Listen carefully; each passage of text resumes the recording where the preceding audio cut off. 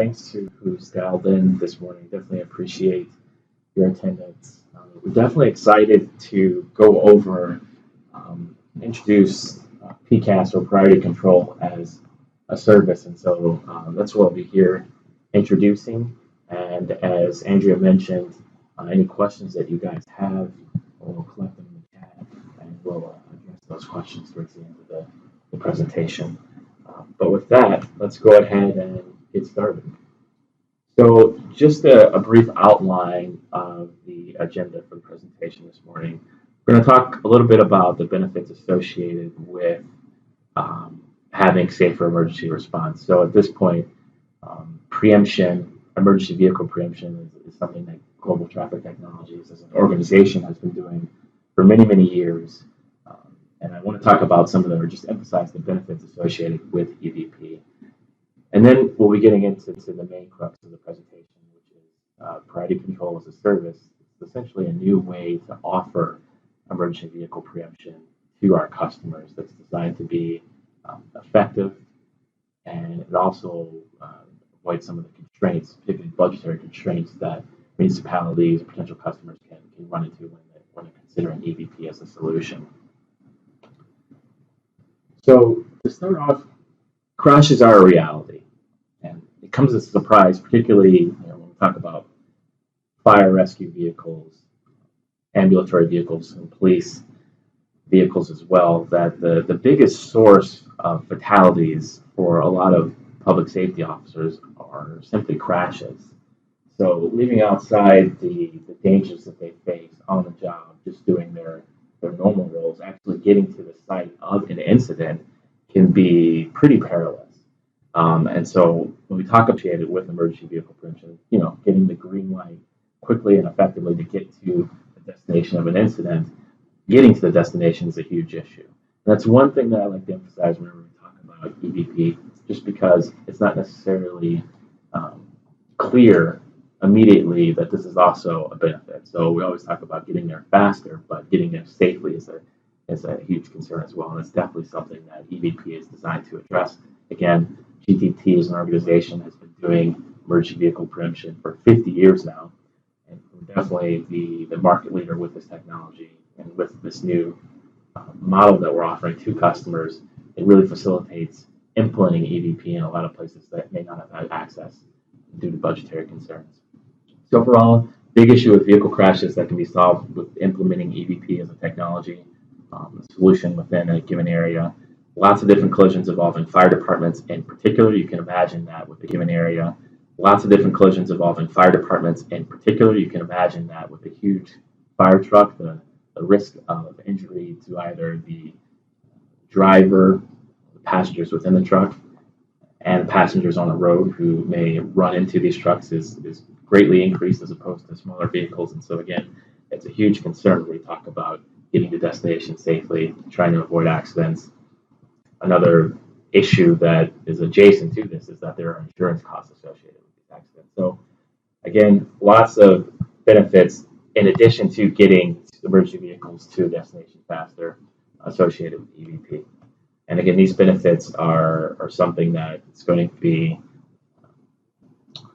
of value to potential customers, in addition to having this new method of purchasing the technology in and of itself. So two different messages to take away from: the value associated with PCAS to enable EVP within your area, and how we can do that, address some of the budgetary concerns that a lot of our potential customers run into when they're considering the solution. So faster and safer response, less dangerous, less impacted vehicle traffic flow as well. All benefits associated with EVP as a solution. And again, we've been doing this a long time. For the people on the call, most of you are probably familiar with what the EVP does as a technology. But moving on from that, the landscape for EVP, not only EVP, but intelligent transportation solutions overall, is changing. It's getting way more complicated. For instance, you're seeing a lot more software as opposed to hardware-based solutions. Things are happening in the cloud, population growth, changing demographics. You have different departments within agencies wanting intelligent transportation solutions. And these are all issues that probably everyone on the call recognizes, but if we think about it as military services, they're not experts in population growth or demographics. They just want to get to their destination as fast as possible to save lives and to make sure that the people that work for them are getting to that destination safer. And so when we talk about one of the big value points associated with priority control as a service is the fact that we're providing a service. We'll talk more about this in a couple of slides, but essentially we're providing a service that allows our customers, so the fire chiefs and the police chiefs of the world, to not have to worry about some of these issues that are making it way more complicated to deploy intelligent transportation solutions within their area. So GTT takes the burden associated with trying to implement effective priority or preemption solutions in an area away from the customers, and we completely manage the solution from top to bottom.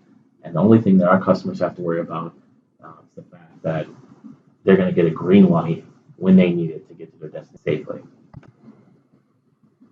As I mentioned before, Opticom, with its Opticom brand, GTT is definitely the market leader with emergency vehicle preemption.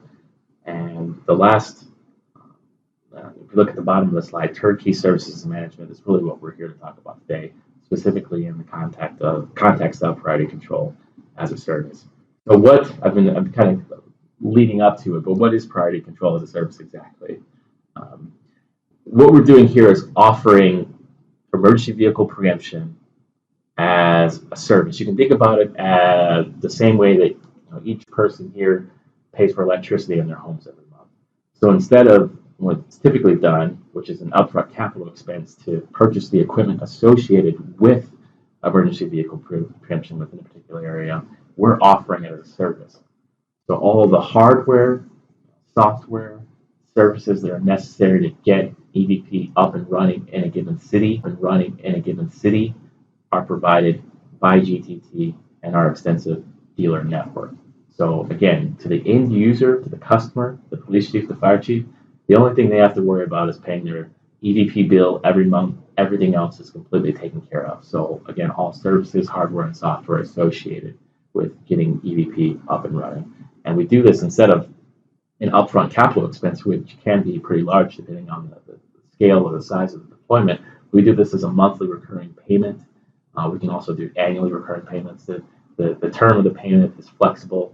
How often we collect from the customer is flexible. But again, as long as that payment is made, our end users, our customers can be guaranteed that they'll get the green money for their EVP application whenever they need it. And it's hands-off from there. It's completely turnkey. We do all the monitoring and maintaining of the system, deployment. Everything is available to our customers day one. And you can everything is available to our customers day one. And you can imagine that if you can avoid a situation where you're potentially spending a lot of money on an upfront capital expense and really translating that expense into a smaller recurring operating expense, that removes a huge budgetary concern from a lot of our potential customers. So we talk about some of the value associated with EVP, the fact that you're going to save money by avoiding things like accidents and any potential suits or anything like that that comes up as a result of accidents. Insurance rates and things like that all decrease when you implement something like EVP because you're getting there way safer and you're getting there faster. So we talk about adding an operational expense for PCAS. You're also reducing your expenses associated with deploying EVP PCAS just because you're avoiding a lot of the situation not getting there safely. Right? So there's definitely a cost benefit analysis to be done when anytime someone's considering deploying EVP, regardless of whether you purchase capital purchase or subscriptions. But with subscriptions in particular, you can really look at it as many instances a net benefit, a net gain in terms of the value and the cost savings you get back by having a recurring EVP service like PCAS. So again, it's very simple in terms of how it's implemented with respect to the end user or the customer. There's nothing to own, nothing to maintain, and there aren't any technology risks. If you guys remember a couple of slides back, one of the bullets that makes this picture really complicated is that there are a huge amount of technology changes that are happening within our market current state. So in the past, a lot of this stuff was done through hardware. Now it's beginning to translate to software. For better or for worse, I haven't encountered many police or for better or for worse, I haven't encountered many police or fire chiefs that are necessarily savvy with software. But the point is that you don't really have to worry about any of that. GTT will determine the best way to deploy EVP in your area. So we talk about different technologies associated with implementing EVP. You've obviously got the old optical-based systems. You've got GPS radio-based systems. You have systems that work over cell networks. At the end of the day, it's irrelevant to the customer. The only thing they have to worry about is paying their monthly bill, and they can be guaranteed that they will have that green light when they need it because GTT will implement it and maintain the solution effectively. So again, no technology risk. Just show up and get the green light. It's as simple as that. So I mentioned before that GTT and our extensive dealer network work with the end user to deploy an EVP system within there. Again, all hardware, software, and services are bundled automatically in that recurring monthly payment. The payment is going to change based on different individual city inputs, like the size of the deployment, what technology is used, what we deem as necessary to put in to make sure that EVP works effectively. But as a rule of thumb, generally, and again, this is going to change based on this, primarily the scale of the application. But in general, potential customers are looking at, with PCAS, a recurring payment of about $75 per month per vehicle and $135 per month per intersection. So as a rule of thumb, those are numbers that customers can use for rough budgetary guidance. And again, it's going to, the final price will vary based on particulars with each customer. But if you compare, those monthly rates with respect to vehicles and intersections to, upfront, in cases, very easy to convince whoever's in charge of making purchasing decisions that this is a solution that's going to allow our customers to exploit the value with EVP without making that huge upfront payment. Budgets are always a concern. Not aware of many departments who have a windfall of cash that are available. So again, think about changing the mindset associated with EVP as a solution, as opposed to something you pay for upfront, primarily hardware-based. This is changing the conversation to EVP evolving to a service that you subscribe to. So again, I used that electricity example before. This is something that you're just paying a monthly amount. It's a service, and everything is taken care of for you. It's completely turnkey and hands-off.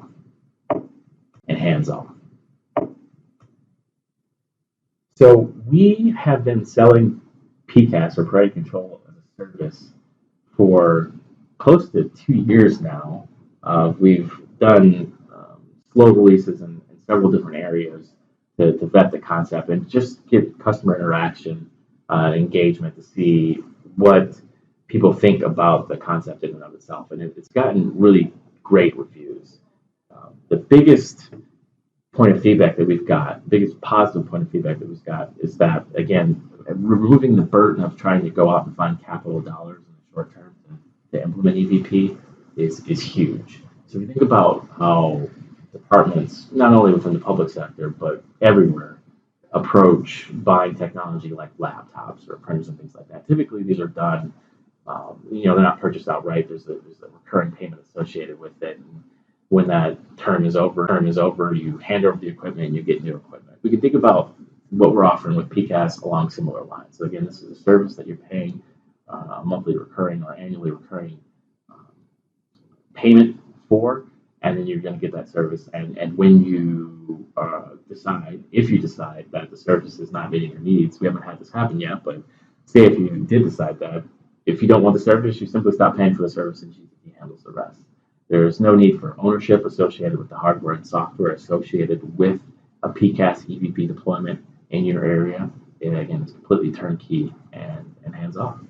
So it really is that easy. We've got a lot of good responses to it. We're deployed with this particular model in several large areas across the United States. And it's another tool in the toolbox for our customers to implement EVP. At the end of the day, it's about implementing EVP as a solution and making sure you're reaping the benefits associated with EVP as fast as possible without having to potentially run into some of the budget constraints that a lot of departments are encountering. particularly in this day and age where you have just less dollars to work with. So I think the next thing that we're going to do is address some of the questions that we have gotten while I've been presenting here. So as Andrea mentioned at the beginning of the presentation, each person can submit any questions they have to the chat box, and what we're going to do here is just going to read the questions off to me live, and hopefully I'll be able to answer so that we can get started. Yeah, we do have a couple of questions here, and again, feel free to add any additional questions you have or have thought of through the presentation in the chat box, and we'll try to address them. But a couple of questions came up about who actually provides the service. Yeah, so I mentioned this during the presentation, but GTT has an extensive international dealer network, and so we leverage that dealer network in combination with our own client services team to provide all the hardware, software, and deployment needs associated with putting together an EVP solution in a particular area. So that's how we do it. Okay. And what about if they already have Opticom deployed in their system? Is there a way to work with that?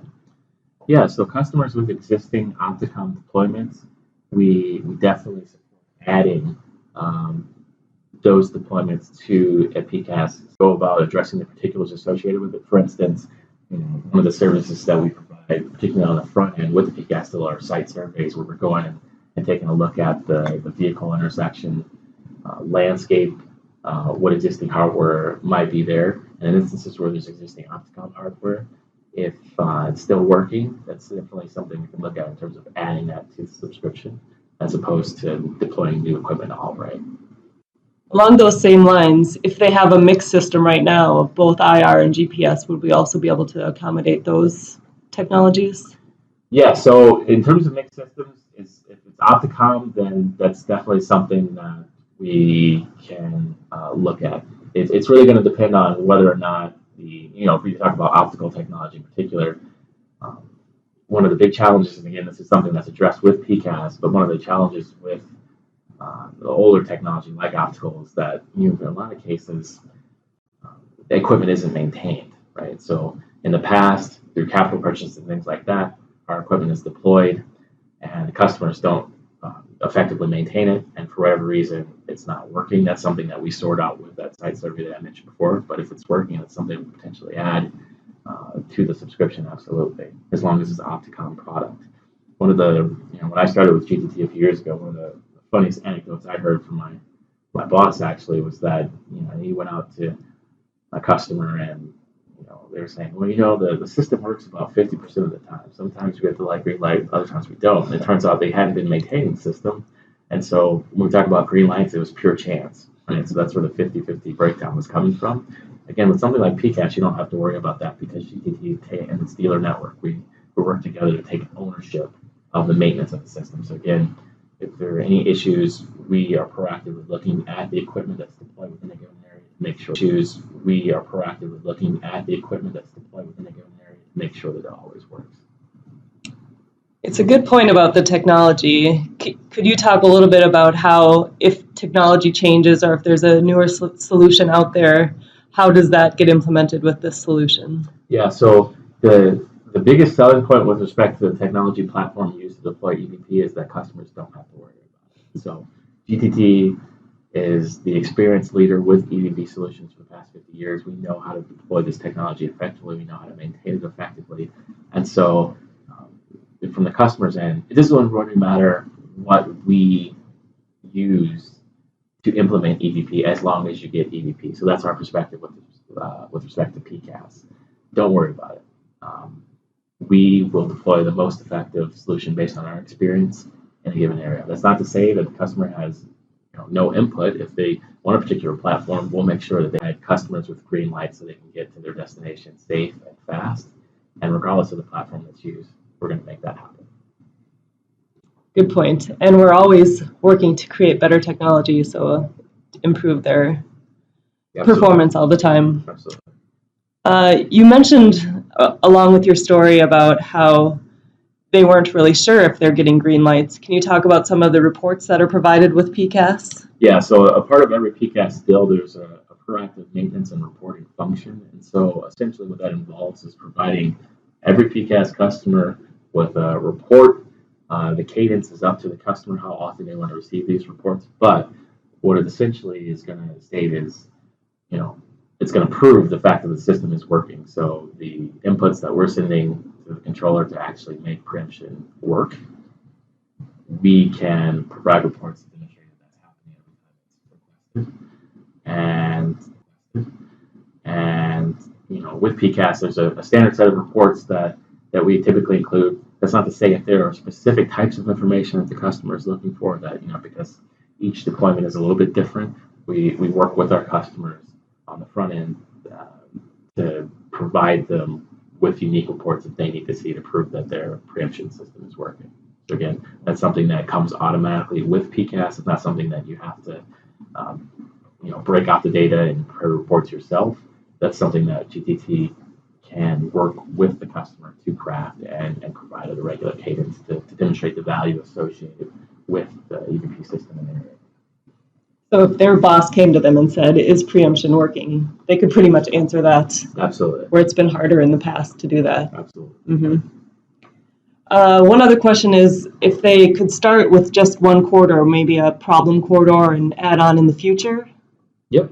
So we start off in one particular area using the reporting that I mentioned before that's associated with PCAS, demonstrate the effectiveness of the solution, and then expand from there. Mm-hmm. And into some more of the details, what are the terms? How long is this contract last, or what's the plan? Yeah, so typically most of our deals are done on a 10-year term, but we've done PCAS deals for as few as 3 years or as many as 20 years in terms of what we're looking at. So we're definitely flexible in terms of the term of the agreement. The payment cadence is also flexible as well. So I mentioned the fact that we have per vehicle and per intersection per month prices, but that doesn't mean it has to necessarily be paid monthly. We can do something like twice a year, once a quarter, once every year, super flexible. The point there is that it's a recurring payment instead of a large upfront expense, and the term and the cadence of that payment, we can do large upfront expense, and the term and the cadence of that payment, we can definitely work with individual customers to craft it to their specific needs, to the specific budgetary needs. I can see that's raised some questions as well. A lot of the people on the webinar have funds based on different political cycles and depending on who's in charge. Can you talk about what happens if the funds run out? Yeah. So that's one question we actually get a lot. So I'm not surprised we're hearing that today. So we do have, with the PCAS model, we do have an out clause for customers due to non-appropriation of funds. So I know one big concern, particularly with elected officials, is we talk about most PCAS deals being 10 years, but obviously most elected terms are not 10 years. And they don't want to essentially sign up their successors for a service that they may not have had a hand in choosing to purchase. We get that. And so if customers run into an instance where there is not appropriation of funds, we do provide an out clause for customers. So there are specific caveats around, not using competing technology and things like that. But if it's a situation where the customer, for whatever reason, runs out of money, then we don't constrain them to have to be making the payments. We essentially set the system off and we walk away from there. We haven't run into that issue previously. I think in every instance where we've deployed PCAS or just EVP in general, people see the value associated with it. So it's extremely rare that someone wants to pull out a system once it's there, because again, you have to think about the impact of that. You're now making public safety officials less safe. Those public safety officials are getting to destinations slower, and so lives are at stake. So once it's in there, I think people see the value associated with EVP. Great questions. Thank you guys for asking them. I think I'll wind down right now and wrap it up, trying to be respectful of everyone's time. There will be a short survey after the webinar, so if you have any other additional questions or concerns, please add them to the survey. We would love to hear your feedback. And we hope this was helpful. So thank you, Evan. No problem. Thank you, Andrea. And thanks to everyone for calling in today. All right. Thank you.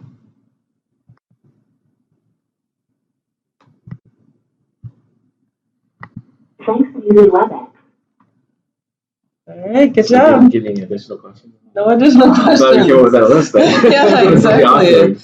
But the funny thing about that is, like, everyone stays on through the questions. You know, like, at some point you'd think, like, if they don't care about the questions, they would just drop off, or they don't have any questions. But everybody stays on and listens to them, but doesn't ask their own. So I think the questions are good and relevant. No, I We'll think just ask. they're good questions that you came up with. I'm just glad we had them in our back pocket. Mm-hmm. See what the reviews say. Anyone takes the survey.